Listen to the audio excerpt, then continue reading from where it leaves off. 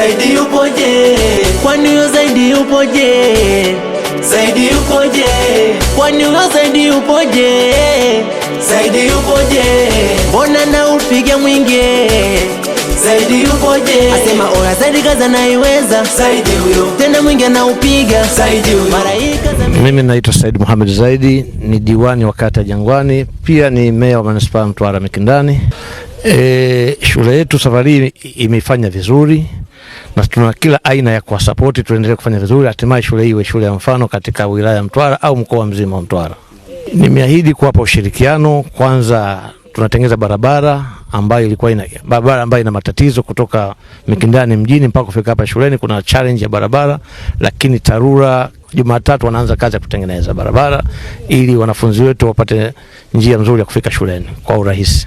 Swala zima la maji, hapa kuna mradi wa maji ambao ulishafanyika mwaka mmoja uliopita, wamelay pipe kutoka kule katika chanzo cha maji mpaka juu, lakini hakuna kilichofanyika mpaka sasa, isipokuwa nimeonana na mkurugenzi wa Mtwasa, ameniahidi Jumatatu anakuja kujenga vioski 3 ili wanafunzi wapate maji.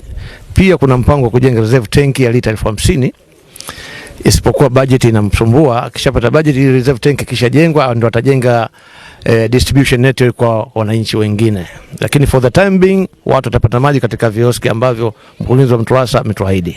Ninatoa wito kwa viongozi wengine kuhakikisha wanafunzi sasa katika uandikishaji wanafika shuleni na waendelee kufuata mfano shule ya sekondari Mikindani.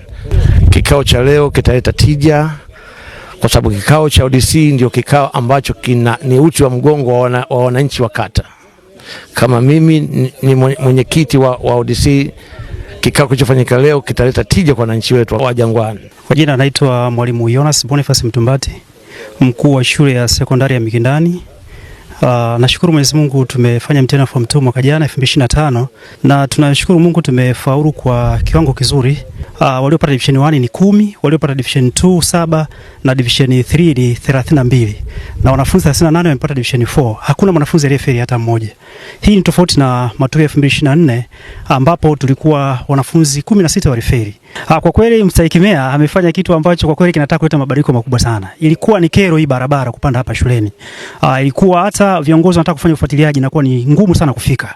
Kwa hiyo ikirekebishwa hii barabara kuelekea hapa shuleni, shule ya sekondari Mikindani ambayo amesoma mstahiki meya, kwa kweli tutakuwa tumeleta mabadiliko makubwa sana, kwa sababu watu wataweza kufika kwa karibu, viongozi wetu kufanya ufuatiliaji, lakini walimu pamoja na wanafunzi watapita kwa urahisi zaidi ili kuweza kwenda kutekeleza majukumu yao.